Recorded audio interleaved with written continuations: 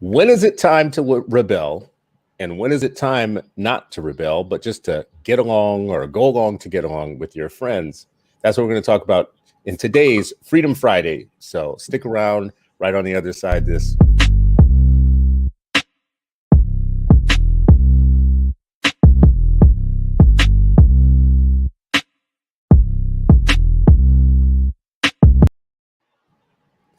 Well, good morning, good citizens. Welcome to another episode of Freedom Friday. It is Friday and you are still not free, but hopefully you will be freer at the end of this show than you are right now. Good morning, Sharif El-Mekki, my partner in crime. How you doing, brother? Good morning, sir. Good to see you. Happy Friday. We are up in July in heat waves and tornadoes and everything else, but we also up in this Freedom Friday. Freedom Summer again. Let's just Freedom Summer. We're going to make it Freedom Summer once more. We're going to make it once more. There is a book called Freedom Summer by Bruce. Oh, God, I'm going to forget his last name. It might be, I'm going to mess up his last name. Look for the book called Freedom Summer by an author named Bruce, first name Bruce. I will find his last name later. It is a crazy, good detail of what happened during Freedom Summer. Yeah. And our Freedom Schools teacher apprentices, they read that, for a couple summers just to make sure they are grounded. And this is why education and no matter what you're doing, you're a teacher. If you're dope at it, you are a teacher. You're connected to education. And we just thought that was really important background knowledge for our young teacher apprentices. So that's dope. Yeah, absolutely. We should, folks, please get that book. I should actually see if the author is still doing interviews and maybe get the author on at some point. Anyways, y'all, this book that we're talking about, Freedom Summer, has an extraordinary amount of detail about the movement that contains things that you probably never heard about. At least that was my experience when I read it. And again, in a moment when we are arguing about what we should teach our kids about history and, our struggle and all that, isn't it amazing what we don't teach and what they don't know? And some people are still trying to cut off what we can learn and what we can teach. It's just amazing. It's like they want us to be dumb. They want us to be dumb. Sharif, I want to talk today about rebellion, just in general. You know a lot about our rebellions. I know a lot. But before I do, I want to play a clip. This clip is of Coleman Hughes talking to Charles Murray. People have heard me talk about Charles Murray having a new book coming out. Charles has a new book coming out that basically says that we need to stop talking about systemic racism because it just doesn't exist. The reason for the differences in outcomes between blacks and whites is not because of any systemic racism. The reasoning is because of differences in intellectual capabilities proven by science and empirical knowledge. So Coleman Hughes, a young black conservative, has Charles Murray on and has this conversation with Charles as if he's just talking to any scholar when he's really talking to a eugenicist. And even at one point in it, and this is what black conservatives do to prove that they are broad-minded and not reactionary. He says to Charles, listen, I don't think you're a racist. I know everybody says you're a racist and blah, blah, blah. You seem like a guy that I might want to have a beer with, but I just disagree with you on some things. So let's talk about it or whatnot. When you are so kind of shell-shocked in your life that you tell a eugenicist that you might be a guy that I would want to have a beer with, there's something wrong with your upbringing and your family or your connection to your own people and your history. But that's not what this clip is about. In the interview, which is over an hour long, Charles Murray gives a warning. It's basically a warning to all of us that want to talk about systemic racism and push this issue on white people. And this is his warning. So I'm going to play it for you. And then Sharif, we can talk about it on another side. You can tell me what you think about this here warning and whether you're going to take it. I have a sense that you might not be a big fan of the warning, but we're going to see. Let's see. Again, folks, this is Charles Murray giving us a warning. Once you start saying, as has been the woke and the critical race theory and the rest the last couple of years, what which I just treated initially as, it's academics indulging in recreational radicalism. I never thought it would escape the campus. It's now dominating in the newsrooms of the major media, mainstream media.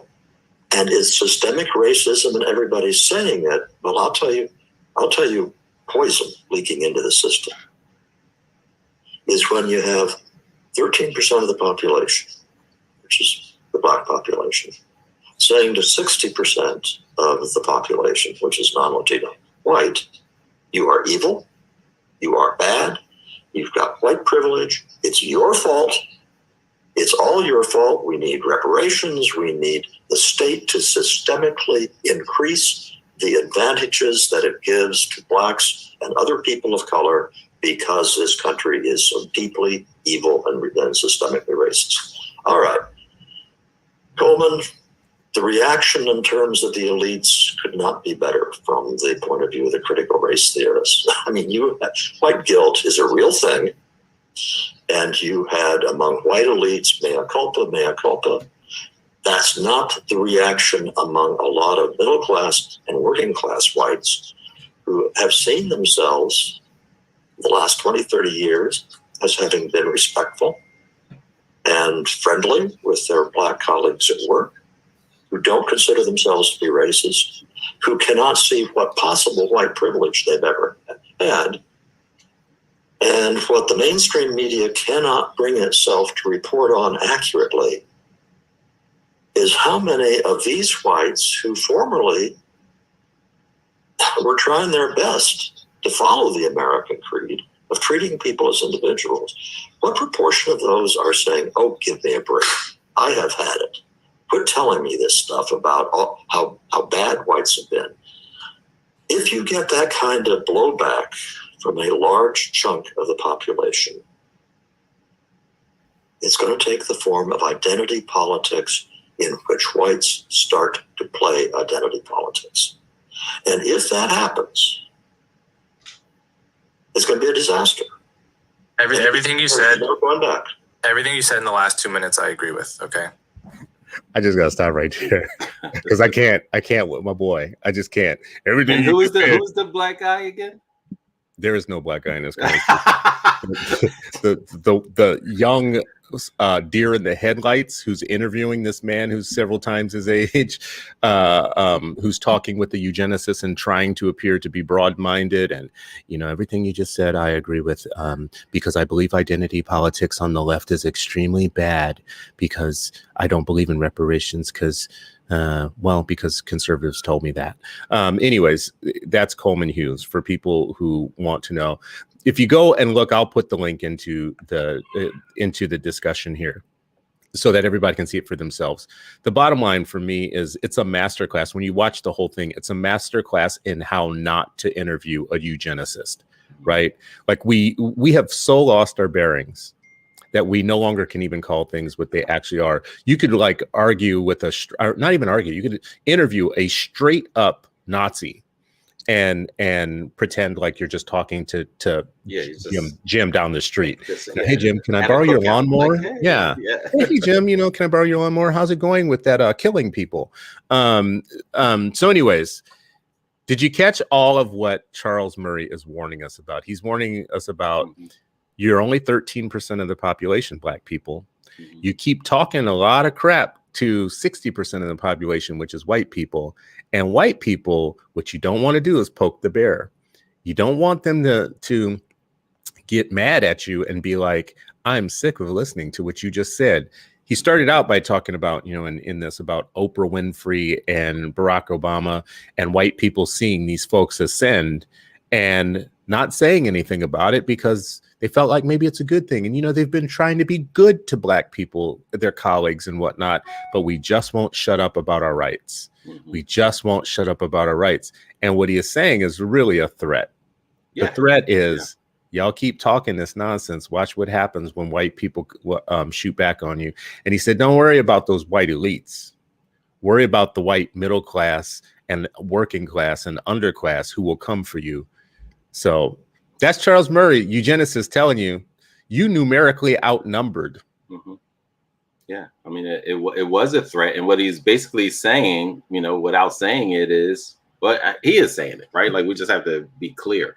He's saying, like, listen, fear the white backlash because it's going to come. It's like even the folks who are in the middle and calling themselves your allies, they're going to be sick of you saying, treat me like a human being. At some point, stop asking for, full citizenship. Stop asking for accountability on how these politics and policies, crush Black and brown communities. See, like, just be silent, enjoy where you are, be satisfied, stay in your place. It's all the same language that we've heard for years and years and years. Whether it's going to be, we're going to get the whip, we're going to sell you further, deeper south. We're going to have put hoods on. We're going to take them off and just have a backlash. It is the same mindset and this Joker is sitting there like he didn't just hear him talking about exterminating, people that look like him, even if they don't share his socio-political and cultural background. Yeah. What do you take from this when we think about the history of Black struggle and we think about the importance of rebellion, even when the odds aren't in your favor? Because listen, if I kidnap you and I trap you in a room, you may think no matter what you do is going to be hopeless because I've got you trapped in a room. But do you stop fighting because of that? Do you just succumb and then sit down in the dark and say, this is my life from now on, I will stop struggling? So when you think about all the rebellions in history, failed and successful in Black history, what do you take from how that applies to his point today around you guys are outnumbered, you're only 13% of the population, and 60% of the population is about to grow tired of you real quick? Yeah, you know what? As they say in Philly, I ain't paying them no never mind. The idea that that there will be backlash has always existed to anyone in this country who said, I'm a human being, you're going to treat me as such. And even if I'm, my struggle is limited because of the confines that you described, that there's still a struggle and there's still a framework that, that we should tap into, a Black blueprint that we should tap into. And the resistance has to continue no matter what. And I think about our ancestors who had far more than, challenges than what he's describing right now, which could be, and I agree with him in a lot of ways. And I don't think it would be the full 60%, but yeah, I do agree that there are folks who think like, well, and we hear it. You had Obama. Now you got Kamala. Now you had this, and you're still asking. Because we're like, no, we're talking about the millions, not the one. They are quick to show the one and then say our work is done. And what we're saying is like, no, like as long as these patterns, these institutions continue. And so I think about the Fannie Lou Hamers. I think about even when places where their numbers of Black people were larger, the risk of violence. One of the when you talked about Freedom Summer, one of the things that I thought about was risking everything, that details some of the, and this again, Freedom Summer reader, some of the, them risking everything for, and they're like, we might not see this freedom, this liberation, this progress, but our descendants, our progeny will, and that's the commitment that I think a lot of us have. Like, yeah, we're going to keep on, it reminds me of a song that Thamo Sasso used to sing, keep on struggling each and every day. All right. Don't give up the faith, y'all, no matter what they say. Some say that we won't win, but that's okay because African people all over the world will be free one day. And, like that was the ingrainment. We were taught how to think. We're also taught how to fight, taught how to love, how to build. But yeah, he's not saying anything new. I think one of my favorite books in the Bible is Ecclesiastes, because Ecclesiastes is, I think, very level-headed in keeping you level. Like if you want to be a Christian, a level Christian, a person who stays even keel, Ecclesiastes is the book for you. And the thing about the book is if you've heard the famous song from the 60s, Britain, about Ecclesiastes, there's a time to live, a time to die, a time to fight, there's a time to laugh, there's a time to cry or whatnot. Knowing what time it is, I think, is the big thing that Morris Day and the Time tried to tell you. What time is it? That's why Flavor Flav walked around with that clock, right? Knowing whether or not it's a time to fight or not, knowing whether it's a time seems smart. And if we think about some of the famous rebellions in history, well, first of all, let me just ask you, as somebody who knows a lot about, African history, what do you make of the fact that there was one African country on the African continent that didn't get colonized?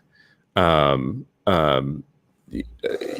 like Ethiopia found a way to fight back, and to maintain its ground. Do you think there's any lessons for us in that? Do you think there's any lessons for us in like the Mau Mau, who went all out, or the Zulus? They didn't care whether they're going to win or lose; they were just going to fight. Do you think there's lessons to draw from the continent in how we should fight for our freedom? Yeah, absolutely. And I think, the history of Ethiopia, I think is really, really important. Not only was it not colonized, but I think one of the main reasons was that they had a history of unity, right? Like, it was where many places there were different groups, different tribes, and, all these different languages. And Ethiopia, there was even Islamically, when our Prophet Muhammad was being persecuted by by other tribes in Arabia, he sent a band of Muslims to Ethiopia, and he said, and there you will find a just king. And then, even though they were pursued, he was like, nah, he's like, the king drew a line in the sand and said, the difference between these Muslim refugees, again, how folks treat refugees tells you a lot about their mindset. He said, these refugees and us, he drew a line in the sand. The difference is as thin as this line in the sand that I just drew. And so he sent the persecutors back. But what it shows is I think it's instructive that they had this unification, like they were all across this land. They had this unification. They had a coalesced around a particular thing. And I think that's if we take one thing from it, is what does unification look like? What does unity look like? And how do you do that no matter what lands you find yourself in, what organizations and groups you find yourself in? Unification, and not unity things that you can't be unified about drilling a hole in the hull of the boat. You have to be unified in protecting the boat. Yeah, that's the essence, right? Because some people want to just give you sell you some nonsense and be like, we're supposed to be united. Like, no, we're not united around the dumb stuff, So, well, I think that's really interesting for us right now to think about, because for most of the Black movement for struggle, or most of the Black struggle, I should say, for freedom in the United States, had unifying factors to it that went well beyond what could have divided us. Remember, involuntary immigrants came here from Africa involuntarily, from many different tribes that spoke different languages. Some of them found a common language on the ship on the way here. Right. These are people that never had a common language, but they figured out hand signals and different ways to speak to each other for those that were going to try to rebel. Right. They had to quickly overcome their differences. Hey, listen, I know that we're from different tribes. We got different things going on, but we're on the same boat right now. And we're in the same situation in this boat. And we better figure out really quickly how to talk to each other for our freedom, so that we can fight free. That carries over into the United States. Once they get here, they find a common way of seeing the world, common drumming patterns to warn each other that there are things going on, common ways to sneak information from plantation to plantation or whatnot. They start devising a unified system, a system of being able to work across tribal differences. That works all the way up until the point where you start desegregating the civil rights movement and start dispersing different members of it, and they start tasting the champagne in somebody's penthouse over here and start tasting the Kool-Aid in somebody's project over here, and they start dividing socially. And now it ends up to today where you have somebody like me talking to you on a Friday on a show called Freedom Friday about a dude named Coleman Hughes who's interviewing a eugenicist saying, hey, we should have a beer sometime. Right? How are we gonna find that unifying? What's the unifying thing that we're gonna fight in today that unifies most Black folks towards a common conception of what it actually means to be free when some of them already think that they're completely free as they need to be? Yeah, listen, there are always in any movement, there are going to be collaborators, like the lost soul that's doing this interview. And so the collaborators are, while there are, we need to be aware of them, know that they're there, that they are there. They're going to, and at least he's not being secretive about it. Right. We talk about like some of Malcolm X's bodyguards work for the FBI. Right. So that's how close they can actually get, into our space. So I think, exposing but also making sure that we are sharing on the other side of this is what true unification looks like, and the thing about it, like some of the stuff that they say is so silly, so outrageous that it, is easily debunked. But then also, and we spoke a little bit about this before the show, like, some of these folks were, like literally undermining the work as much as they could, if you saw, we talked about this when we looked at the movie about Chairman Fred Hampton, right? And you had a guy that's like there and constantly trying to undermine, trying to sow the seeds of discord within the organization. Or you talk about the folks who would go and dime on people like, yo, they about to rebel, the enslaved, or have the audacity to say like, yo, we want to be free. So that there's a long legacy of all of this, collaborators to share and to promote white supremacy, to partner with them, to have a beer with them, all of that is, and not doing it strategic, not saying like, all right, this is, infiltrate and double cross. This is like, no, this is infiltrate and kick my feet up. This is infiltrate and enjoy. This is infiltrate and slam the door and help protect it, all of that. Set up an office, get a secretary, answer your phone like, hello, this is the Negro at White Supremacy Central. May I help you? Yeah. I mean, at the end of the day, it's kind of like, yo, we sick boss comes to mind, all the warnings that we've had in the past, just continues. Like history repeats itself. It rhymes, it repeats itself. And, it's important that we, Malcolm used to talk about, even when it's a loss, it's for learning. So if you look at, so keep looking at history. That's why he's always like, study your history, and not just the history of like, oh, this is where we came from, this is what happened. No, study the resistance and what they did, what you could tweak, how it applies, what you can learn. Because anything that they, got to the 90-yard line, but didn't get to the 100th, you can learn from that, and you can make that a difference, right? When Gerald Dess's teacher at Shoemaker started our 8th grade history course, and we switched it out to be social justice, it wasn't just studying activism, it was studying youth activism. So here are these 8th graders, 13, 14-year-olds studying, oh, here's how other teenagers showed resistance in South Africa and the Americas. So he was looking at the organizing around the Soweto.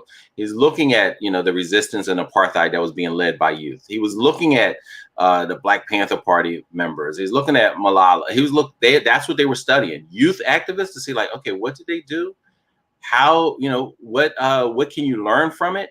And now how can you support your community based off of everything you've learned, And so one of the things that was really important, I think my favorite part of this course, was they had each individual student had to interview 20. They couldn't just say, well, this is what I want to do for the community. This is what I think. This is what I believe. This is what I'm passionate about. Like, it wasn't this ego, like I have all the answers. Every last one of them had to interview 25 community members to see what did they say they wanted. What did they believe was most important? And then they took that and then created coalitions because they had to see who else in my class had something similar to the feedback and the patterns and the themes that I heard from my 25. What did your 25 say? Okay, can we work together? So it was a little bit of training around organizing, but most importantly, listening to the community. And what you see from that young lost brother, what community is he listening to besides that, the racist, right? Like, who is he listening to? And the fact that so many of them, as you said, they find platforms on Fox News and other places. Why aren't you, where are you in the black churches? Are you in 60th Street? Are you at Masjid Mujahideen? Like, where are you? What's your base? What's your viewers? Where are your listeners? Who's giving you this information? Who's giving you feedback? Who's holding you accountable?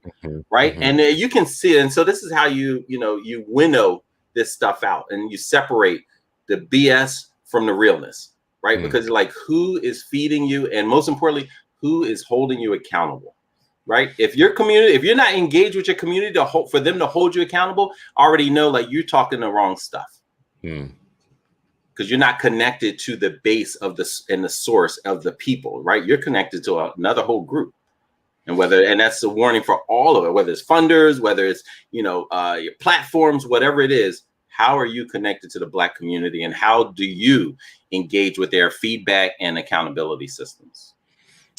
So, one, making sure that we're training young people early, responsibly training them. Like, if we know what we know and they don't yet, responsible parents, community members, adults in the lives of Black children would be preparing them for the world that they are about to go into. And if you want them to be fighters and to be intelligent fighters to fight back against our oppression, you have to train them and prepare them.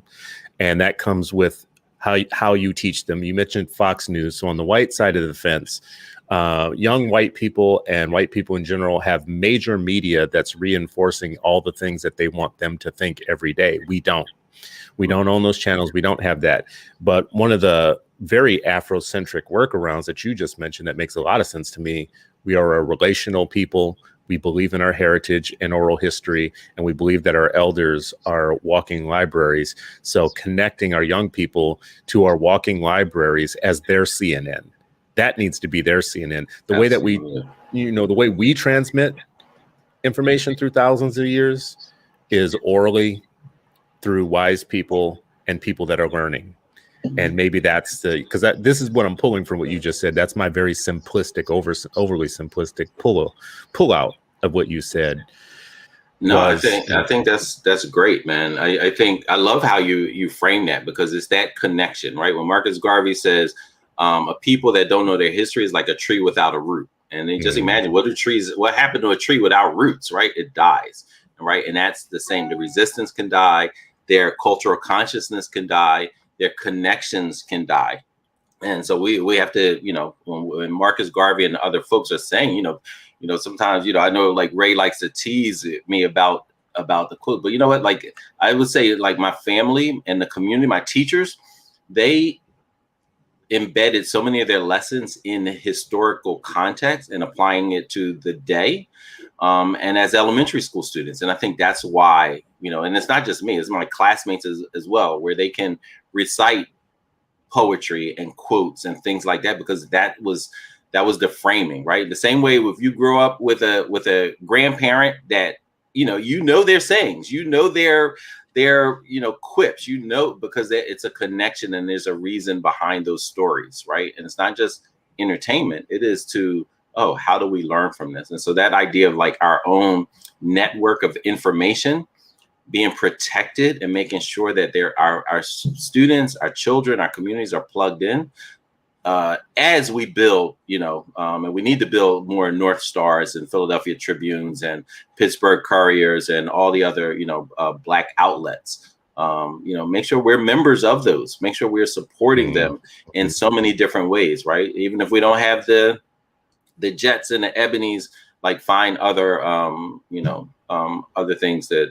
other ways to do that. So I love how you frame that, man. I think it's absolutely crucial to the work.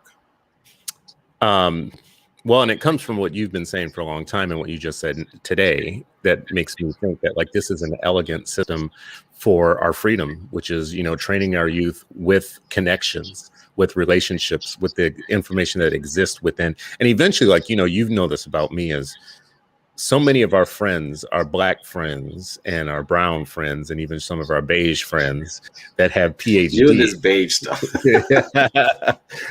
Our beige people. Listen, I got to hold up the banner for my beige folks. Like, y'all need to leave us alone. We about to resurface here. Anyways, one thing about them, all those folks that I just named that have PhDs, is to get a PhD, you had to write a dissertation. And that dissertation oftentimes is lost to history once you're done with it, which I think is a incredible waste, which is why I read people's dissertations, number one, as free community scholarship, because you spent all this time working on this, collecting all this stuff. You had to go through a rigorous process. So I get smarter by reading everybody's dissertations. When I meet Dr. Travis Bristol or whoever, and I read their dissertation, he did all the work. I get to just like live off of their scholarship because most of the time they are studying our community. The only reason I'm bringing this up is because we have this big body of community generated scholarship at even that level.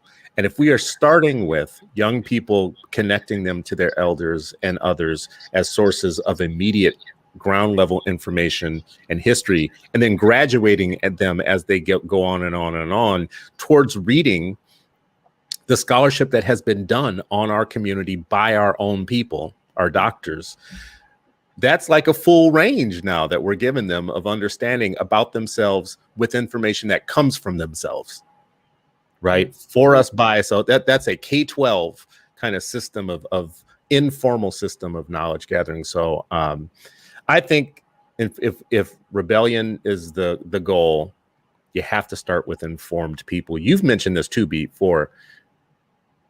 Tell me what's your quote that you talk about, like Malcolm talked about awakening the people first, or trying to like activate a sleeping people or something like that. Yeah, you can't organize a sleeping people. You wake them up, right? And then they get organized. Like once they're aware, that awareness piece, right? Not allowing folks to be lulled to sleep and saying like, oh, we got Obama, so we can take the our foot off the pedal. Like, nah, don't be lulled, right? And don't try to organize folks, because then they're going to reject you. It's like, oh, what are you talking about? We're fine, right? Like, they might kill you. They might kill you. Yeah. Like, what are you talking about? We got a good thing going. Like, no, wake them up, show them the pattern, show them the theme, showing them like, hey, here are all the things that have been going on.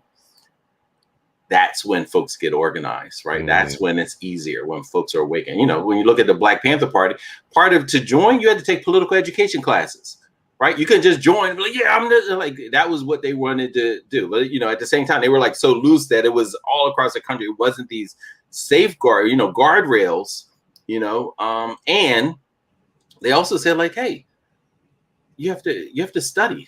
There are things you actually have to study in order to be a part of this, right? And so that's for any any organizing has to be awareness. It goes back to educate. Everything goes back to learning, education, organizing. Learning, education, organizing. And those concepts. What I think about is important about those three that you just said like that, though, is you didn't put school in there, right? You said it more broad in that, and as you were talking, I was thinking to myself, fighting over what gets taught in school is a worthy fight, but it's not sufficient to solve our problem, because maybe we need some out of school time stuff to do what you just said, which is a political education for our young people. Absolutely. I don't know that we're going to win the battle of getting them a real political education in common schools that they share with. Listen to what Charles Murray's telling you. Yeah. You guys are 13% of the population. We 60% of the population. So y'all gonna lose. If it comes to battling over how the systems are gonna operate, and we're 13% of the population. I mean, come on, man. Like, we're gonna lose that battle. But if, like the Jews, the Koreans, the Chinese, and other people, we had out of school time schools. And this to me is like with what Kaya's doing with Reconstruction Ed, to me, starts making me see more and more like the utility in something like Reconstruction.us, which is an organization that is clearly about providing additional information, training for young people. This political education you're talking about is rebellion in itself. It is preparation for a good rebellion, for a smart rebellion in life. And it may not happen through somebody else's system.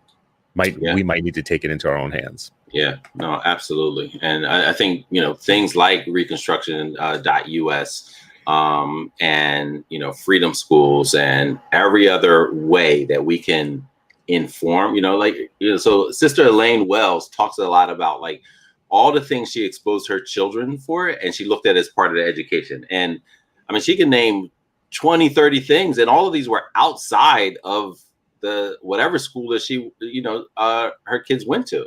And even some, she found they were in charters, they were in this, they were in traditional, and she was still making sure like, nah, but your education is this whole thing. I pulled up Malcolm's exact quote, because I think it's really instructive. Again, the greatest mistake of the movement, right? So he's not just talking about random, of the movement has been trying to organize the sleeping people around specific goals. You have to wake the people up first, then you'll get action, right? And so when we're looking at that and also really considering, as you described earlier, everybody doesn't want to end white supremacy. Some of them just want to better their positions within it.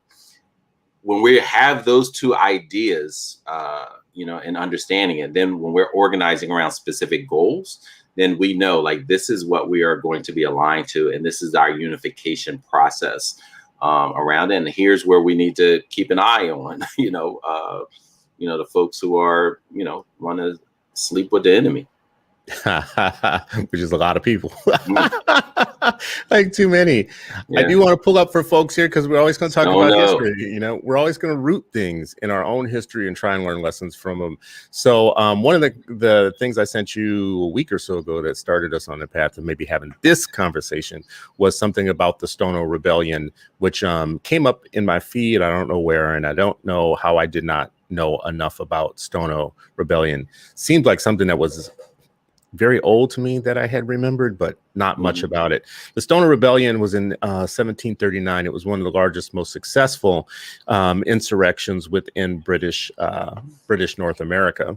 Happened in South Carolina with a group of slaves who had heard that the Spanish in Spanish Florida were offering complete freedom to any enslaved people that would make it down to Florida. And they set up like a colony there where you could be free. So the lure was, the Spanish were trying to infiltrate. So they set up a free colony and, basically said, if you can get here, you'll be free. Jemmy, who was a enslaved person, a literate enslaved person, wrote liberty on a banner and started walking with a gun with several people, other armed enslaved people, started walking towards their freedom. And as they walked, more people came with them. And it became a large group of enslaved people ready to fight and live and die for their freedom. They were eventually put down. They fought for their freedom. They were eventually put down. The ones that survived were sold off to the West Indies. But there's a lot about this rebellion that is important besides the ending of it. Number one, it started with a literate person, a literate enslaved person who understood what he was hearing. He understood, like, you had to be literate to understand that the Spanish were making this offer to you, for instance. You had to know that there was a promised land somewhere, and reading was the way that you knew. And guess what? After this particular rebellion, the restrictions on literacy and reading became like one of the core targets of the plantation owners to stop people from going this direction again. Harsh punishments for literacy, harsh punishments for uppity Negroes who looked like they were going to lead. They were sold off. And what they wanted to keep were only the docile, muscular people. Muscularly docile. Think about that as a preference for the plantation owners. They want you to be hardworking and dumb. is what they really wanted you to be. They started passing laws that all white men had to carry guns to church because they were afraid that the church on Sunday, the church day, was when slaves were going to plot for their freedom and whatnot. When you start thinking about these things, they're putting it into law that as a white man, you have to carry a gun to church to be ready to fight for your family and your people. Though putting into law that enslaved people should not have any access to literacy, and any of y'all trying to give them some literacy will be punished. We'll fine you. Even if you're white, we'll fine you. As a matter of fact, if you're white, we might fine you double because you're race trading on us or whatnot. Systems. They're putting things into systems. When people talk today about CRT being about race essentialism and immutable characteristics and all that, let's not argue with stupid people. Stupid people who are benefiting from the rest of us staying stupid, because they are literally have succeeded by creating race. There was no black and white as distinct racial categories unless there was law to back it up. They created race essentialism. Charles Murray today is actually re-forwarding his email to America on race essentialism, and you are sucking it down. Your anti-CRT people are reissuing race essentialism and reifying the old white reverse racism meme and trying to redefine what all these things mean.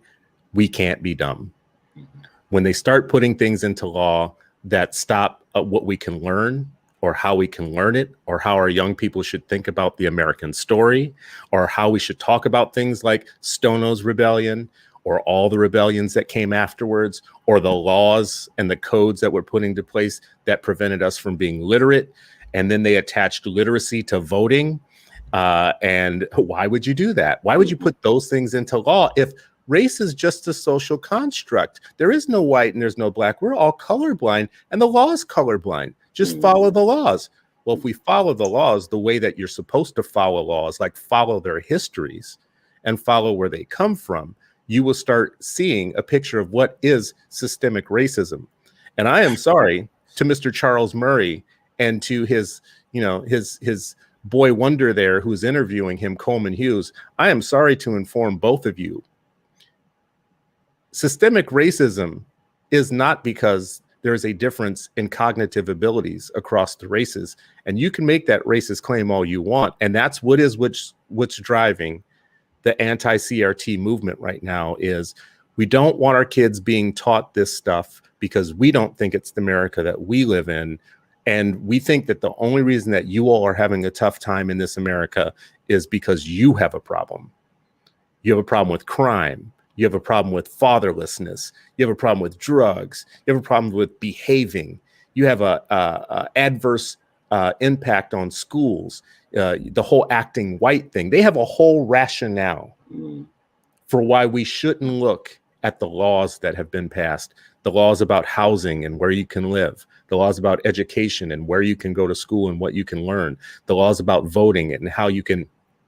Every one of those things I just said has an ancient kind of example and a current one. And a contemporary, yep, absolutely. And a contemporary one.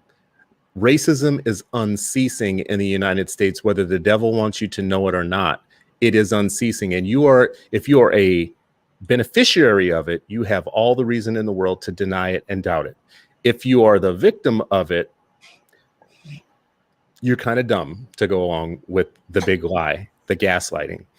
That's my speech. I got to give a speech, I think, every single time. No, and then you bring up all the points, right? Like, it's not just, it's not ancient, because that's what they want you to tell. Like, all these are relegated to the archives and in the basements of the National Library and National Archive system. Like, nah, like, look at that symbol of justice with that woman holding the scale and blindfolded, like, she's peeking under that thing. It's either see-through or she's peeking under it, because she's remarkably accurate for a blindfolded person to keep, it's just like the best marksman in the world that keeps targeting Black and brown communities, anciently as well as current, as you described, and, as we're going through these processes and these, and some of these arguments are so silly, right? But we're still engaging, right? And one of the things that I remember, I was talking about this to some of my classmates.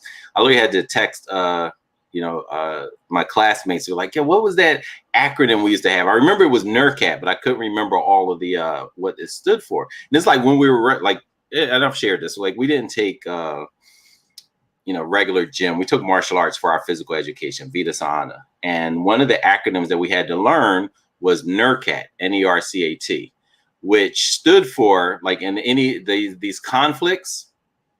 And we had to learn, like, this is what you do during conflict. You negotiate, you explain, like, yo, here's the situation. This is why this is, your side.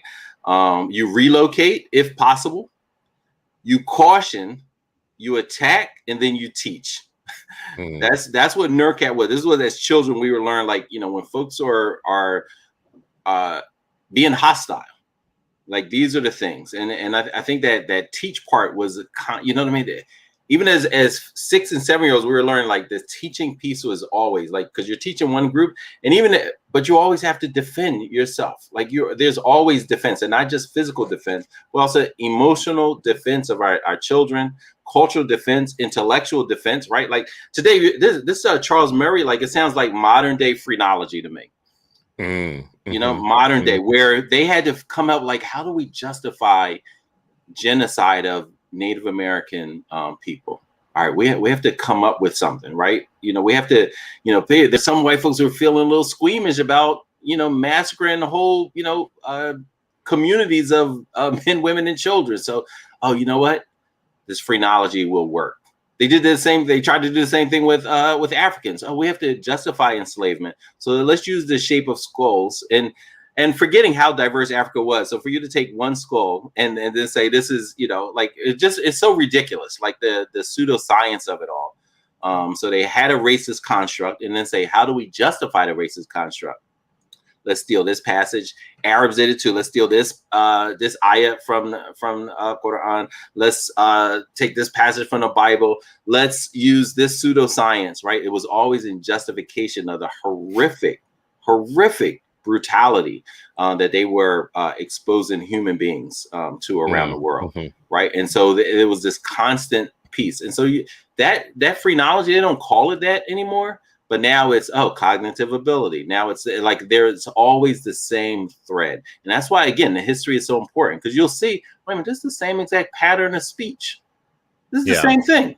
Yeah, it's the same exact stuff. Pattern recognition will keep you alive.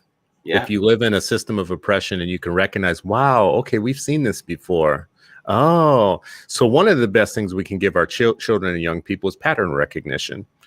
Like, listen, youngin', I might die at some point, and I won't be here to remember all the patterns and tell you all the patterns I see when something pops up. So what I'm going to need to help you do is, even after I'm dead and gone, is to, when something pops up new that I'm not here for, and that's new in the world, for you to be able to say, I remember how it's like coding. Like, I remember the sequence of this. Oh, yeah, okay. So, because the devil will always reinvent new ways to oppress you. Exactly. So maybe giving our young people pattern recognition. And that's really what drives my thinking on all of these things that we're talking about, is like, new stuff comes up and I'm like, that's not new. That's really not new. Like, if Pepsi tomorrow, if Pepsi decided to put out, they said, we're going to put no colors in our pop or soda or whatever you call it, where you're at. And I know this is a weird analogy, but we're gonna put Pepsi in a bottle. Go ahead. Yeah, we're gonna put Pepsi in a bottle without any coloring. You're gonna be able to see straight through it, but it's still gonna taste like Pepsi. Young people would be like, this is novel, this is cool, this is weird. And I'd be like, that's called Pepsi Clear. And we had it in the 80s, and it lasted for about a year or two, and then it was gone. I would have pattern recognition. I know it's a weird analogy, but I'm just saying, because you have the benefit of 30 years on somebody else around, they may think that things are new. You will see it as old. And if you can help them understand that, that makes a lot of sense. In helping them, I think, helping them to be free. Now, one point I do want to ask you about on this, it's becoming abundantly clear to me that you can't teach white kids and black kids the same thing. Like the common school idea, the idea that we can all go to school together and we can have an agreed upon common way of teaching this stuff that we're talking about, all of this history or whatnot, is probably logically not going to happen for one reason. It is not in white parents' best interest for their children to be taught an accurate history of the United States and the country that they live in, and to blow up all of their illusions about where they live and what they live in and what they benefit from.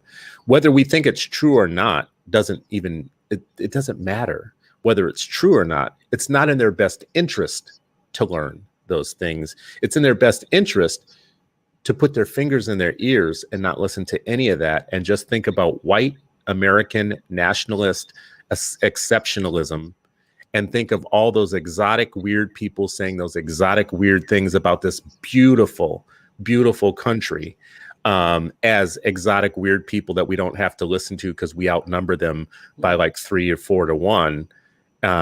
That's in their best interest to do that. So we got to stop arguing with people that have an interest, a vested interest in actually not being realistic. And at the same time, it's not in our kids' long-term survival interest to allow them to buy into that vanilla Kool-Aid about the country that they live in and develop a whole bunch of Coleman Hughes, because there's no power in that. There's no future in that. There's no freedom in that. There's no justice in that about to happen. So how are we going to reconcile the fact that actually this thing is unwinnable if our goal is to have a common school system where everybody goes through the same door and they learn the same information and they have this?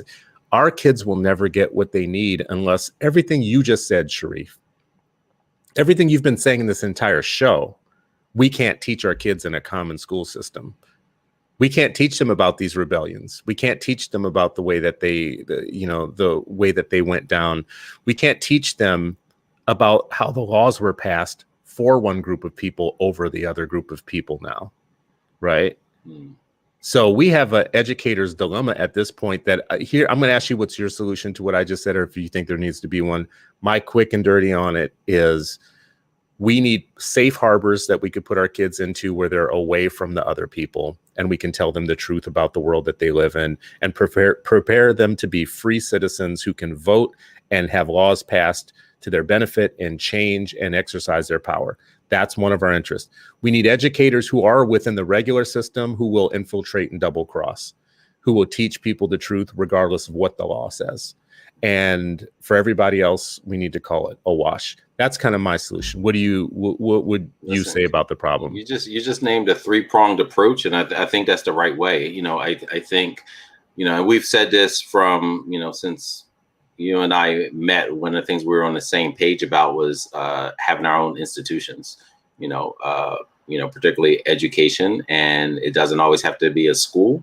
Although we should be striving for a school, like we should have this aspirational and practical idea of ensuring that our children have these safe harbors, and again, intellectual, cultural, emotionally safe harbors.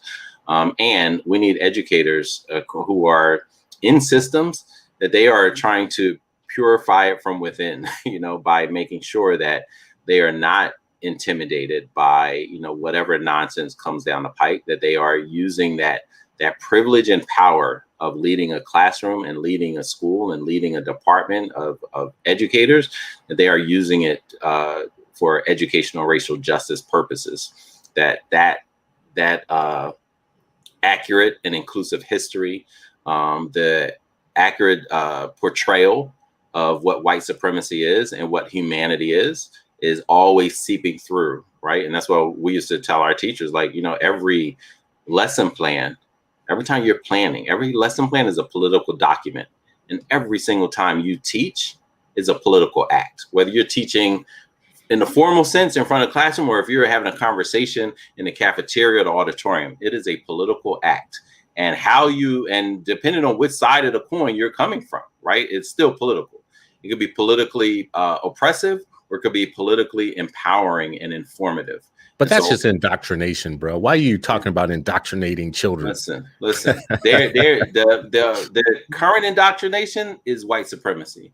And as you said, assimilate. And I always think about when we were young, we learned that, I forget which general, but, he had this thing of the only good Indian is a dead Indian. Right. Like, and that, and I just think about like how that, while he applied it to, that particular, community, that's really America's, kind of ethos, right? Like, and when they say dead, they're not just talking about like physically. A lot of times they're talking about intellectually dead. Like, don't think, don't argue, don't rebel, don't resist. Just accept whatever it is that we're ramming down your throat. Just accept it, and then you'll be good. You'll be looked at as one of the good ones. I don't want to be looked at as a good one. I just don't. That ain't my. I don't want to be a good one. I want to be like that hat. I want to be that problem child, that problem educator, that problem adult, that problem voter, that problem citizen. Right? That's right. Like that's what I'm be. Because thank you for the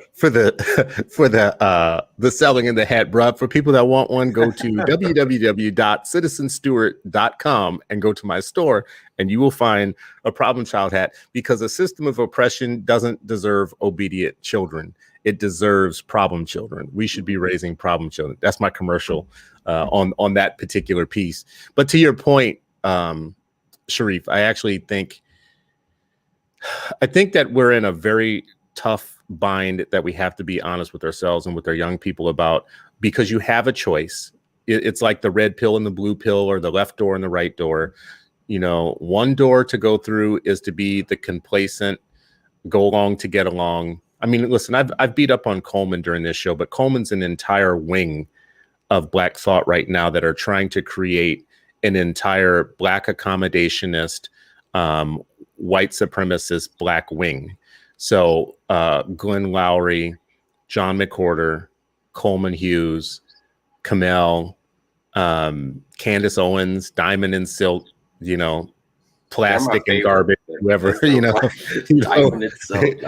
they come up with, this week to, in ed reform world, we have them, Ian Rowe and others who are basically going along with the line that the things that are befallen Black people have no historical basis that's still relevant today, that today it's just about our behavior, our morality, our families, our culture, our left-wing politics, whatever, as a massive kind of Black apology to white America for us not living up to white America's vision of what we should be.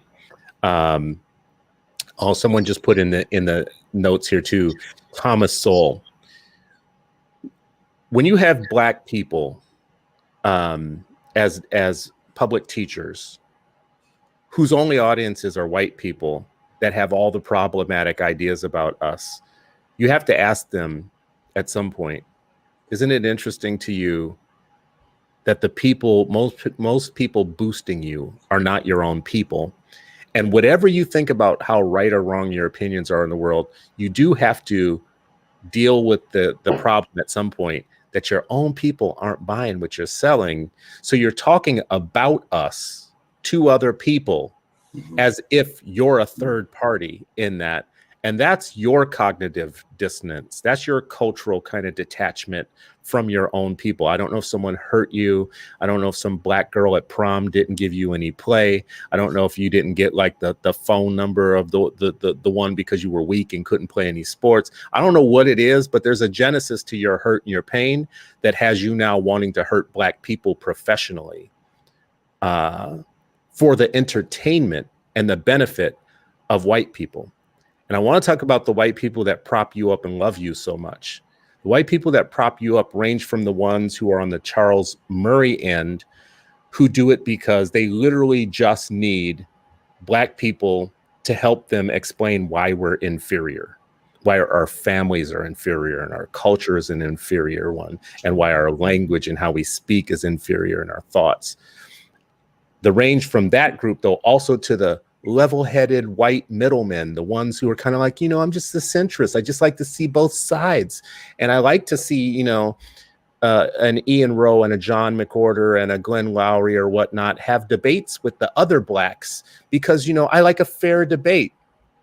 Bruh, it's not a fair debate if you're trying to set up a Mandingo fight between a inauthentic group of Black people who have no connection to other Blacks, who have no logical basis for existing within their own culture, and propping that up as if it's equal to people who literally come out of the communities and the cultures that they are purporting to represent. So I don't know if you think that's fair or not. You let me know. Listen, the idea that, one, there's a continuum, so 100%. Two, and I think what you said ties exactly into how we had the conversation earlier about, like, what's your source, who's your not only who's your audience, but what's your source, what's your connection to the community that you're criticizing so much, right? Like, and whether it's the pound cake, or whether it's this other stuff that people are talking, that Black people are talking, to say, like, no, you need to be more like this group that I found friends in, right? Like, that piece, I think has always been there, right? And when we look at what W.B. Du Bois and others were talking about, where we're looking at what Malcolm and Martin was talking, like, it's all been the same, right? Like that letter from the Birmingham jail could be, while it was written to white pastors and reverends and stuff, that could be written to some of these Black intellectuals, as you call it, in the Ebony Towers, who are far removed from the actual Black community to the day-to-day lived experiences. And they feel like, you know what, it goes back to the Obama syndrome. I, as this individual, this is how my life has played out. So I don't have any connection to you all who don't have that same pattern, right? That same circumstances. And it's, for me, it's always hard. Like, why do you look at just this one individual and think that every single thing that you did applies to everybody else?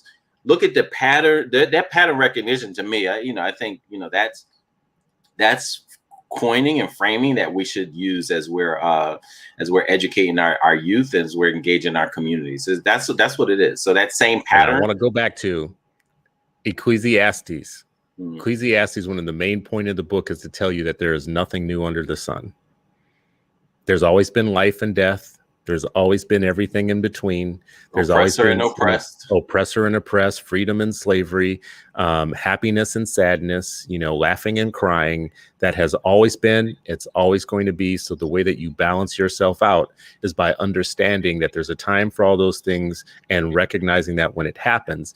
And when I say that there's nothing new under the sun, there's nothing new to the cadre of people I just talked about, like Coleman Hughes and Clarence Thomas and Ward Connerly, let's not forget, and Thomas Sowell, professional Negroes who are professional apologists for racism and the white supremacy camp, have always existed, and they will always exist, and they will always be disconnected from the mainstay of their people. What no one ever puts them on the hook to explain is, why are you all not in alignment with your own people? Why are you this one group of Black people who profess things that only white people are listening to? And they don't have a good answer for that. We all know why it is. We all know why it is, because your bread is really well buttered on that side of the fence. And I know as we wrap up here, I'm going to say one thing about rebelling is knowing when to do it. And it needs to be when there's something major on the hook for your people. In my own life right now in education, I'm seeing the need for realignment. There are people within education who are on the reform side and the school choice side who are, to me, equally as problematic as the people on the left who are fighting a lot of the things that we need. We need our own schools. We need pedagogy. We need to build Black, brown, and beige intellectual capital, and pedagogical capital that's our own, that we own. We need to own the means of production, knowledge production, for our own people and for our kids, and we need to reclaim our children. So that's our interest. We can't do that with people who on one side are denying us the freedom to start our schools and train our teachers and to run our own schools, because they want to keep us in a system that's been harming us forever. And at the same time, we can't do that with people who are literally on the one side saying, here's a voucher, a ticket to your freedom to do that, while they are also trying to separate us from our voting rights, are also trying to ignore what police and law enforcement are doing to our communities nationally in terms of infringing upon our liberties, and passing a portfolio of other problematic laws and bills that will hurt us in other ways. It's like, hey, we know that you're strung up by a tree, but here's a voucher. As you die from the lynching, at least you'll have a voucher in your hand. It's not going to work. We actually have to call people out on both sides. And I'm just going to end by saying this. We have chumps on both sides. We have people on both sides who will be chumps for whatever movement they're in. A chump for the school choice movement and a chump for the left-wing teacher unionist movement are the same chump in my mind, because both of them are willing to accept some degrees of injustice and oppression to get their myopic thing passed that they want passed. And I'm not willing to do it. That's when you rebel. No, we need new friends. Both of y'all need to go to your respective corners and shut up while the rest of us who are here for the real freedom actually do the real work. That's my final word. What do you got to say, Sharif? What's your final word, brother? Hey, man, no permanent friends, no permanent enemies, only permanent interest. And what I think what you'll be seeing over the next year or so is, what does this reshaping and morphing look like? And as you said, there's no straight line. There's always, it's not a direct line. There's always, movement and changes and really, understanding that idea of being strung up on a tree, but having a voucher to the grave, like, hey, you could be buried in this cemetery. Like, take this. I think that's real. I mean, I also think, it goes back to like organizing and amassing power, right? Like, and we have to stop being shy about, like, no, this is about power. This is about who controls the narrative, who controls the information, it just keeps going back to who's able to control. I want to control the curriculum. I want to control this. I want to control that. And there are some folks who are like, oh yeah, we're okay with that. And there are others who are like, hell no, like every fiber of my being, I'm going to, try to infiltrate and double cross as your father taught you. I think that's absolutely crucial. And we have to remember that negotiations come from a source of power. If it's not based in a source of power, it might be just begging. And we have to be crystal clear about that. Negotiation comes from a source of power. And if you've ignored that, you might just be begging and compromising to an extent that's actually slitting your own throat. That's a good word to end on. Negotiation from a place of power. And what we've always been told is knowledge is power. So knowledge production must be the ultimate power. And that needs to be what we're fighting for. The ability to produce our own knowledge for our own people. Let's do it. So to my friends in the comments and fam, thank y'all for coming again for another Freedom Friday. I will catch up on all your comments. Usually I try and do a better job of catching them in the middle of the flow while we're there. But I saw some that are just like hitting it right on the head. We're not alone, Sharif. People like, you look at these comments, you can see that people have been thinking deeply and intently on the same things we are. So, and in their own communities and all of this, right? But right. The oppressor always wants you to think you're alone. Let's never buy into it. You are never, ever alone. As Michael Jackson told you, you are not alone, right? You are not alone. That's right. That's a theme song for this week. You know what else, Michael Jackson? Y'all need to look up the story behind They Don't Care About Us, his song and video about They Don't Care About Us, and find the band version of that song. Because what people don't know is there's a band version of Michael Jackson's They Don't Care About Us. Michael wasn't who y'all thought he was. Michael was more revolutionary than y'all think. So anyways, this has been another Freedom Friday.